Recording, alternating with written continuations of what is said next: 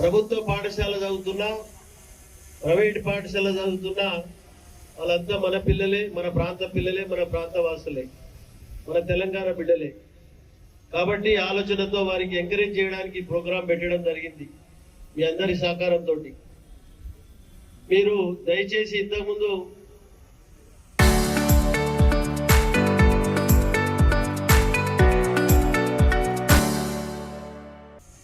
CA గారు వినాయక్ రెడ్డి చెప్పినట్టు మన ముందున్న మహమ్మారి జటిలమైనటువంటి ఒక సమస్య డ్రగ్స్, హెరాయిన్, కొకాయిన్, గంజాయి, మత్తు పానీయాలు రకరకాల కేటగిరీలు ఉన్నాయి. టాబ్లెట్ రూపంగా ఉన్నాయి, చాక్లెట్ రూపంగా ఉన్నాయి, ఇంజెక్షన్ రూపంగా ఉన్నాయి, సిగరెట్ రూపంగా ఉన్నాయి. చాలా రకరకాల కేటగిరీలో దాన్ని యూజ్ చేస్తా ఉన్నారు యువత. మన పటంచెరు ఒకటే కాదు, ప్రపంచ వ్యాప్తంగా జరుగుతున్నటువంటి ఒక సమస్య ఇది. రోజు పేపర్లు, టీవీలు తిరిగేస్తుంటే మొత్తం అవే కనబడతా ఉన్నాయి. కాబట్టి దయచేసి పిల్లలకు నా సూచన, మీ తల్లిదండ్రులు ఎన్నో ఆశలు పెట్టుకుని మిమ్మల్ని చదివిపిస్తూ ఉన్నారు. కొద్దిగా గొప్ప ఉన్నవాళ్ళు ప్రైవేట్ పాఠశాలకు పంపుతా ఉన్నారు. మిగతా వారంతా ప్రైవేట్ పాఠశాలలో, ప్రభుత్వ పాఠశాలలో చదువుతూ ఉన్నారు. వాళ్ళంతా మన ప్రాంత వాసులే.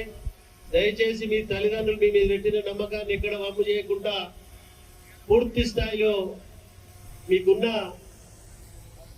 సమయాన్ని పూర్తి స్థాయిలో సద్వినియోగం చేసుకోవాలని చెప్పి మనం చేస్తా ఉన్నాం. చదివే ముఖ్యం కాదు, సంస్కారం గిట్ట చాలా గొప్పది.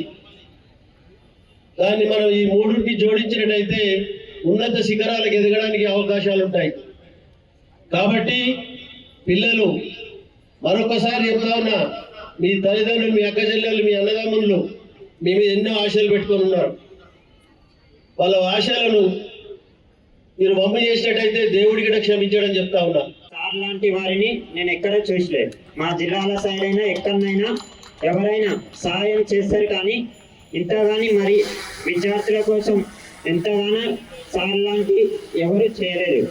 నేను ఫస్ట్ నుంచి చూస్తున్నా. మొన్న మాకు మోటివేషన్ ఇచ్చి, ఎగ్జామ్కి ముందు మోటివేషన్ ఇచ్చి మమ్మల్ని పంపించడం కానీ, స్కూళ్ళలో బుక్కులు ఇవ్వడం కానీ, నేను ఇక్కడికి వచ్చి 2 సంవత్సరాలు అవుతుంది. అయినా సార్ని చూస్తే నాకు ఎట్లా అనిపిస్తుంది అంటే, ఒక రాజకీయవేత్త అంటే సార్ లాగా ఉండాలి.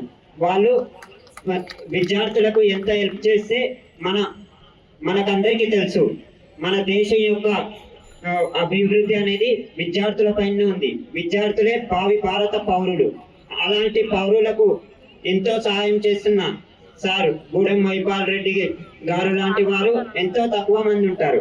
అందుకని నేను వారికి చాలా చాలా ధన్యవాదాలు తెలుపుకుంటున్నాను.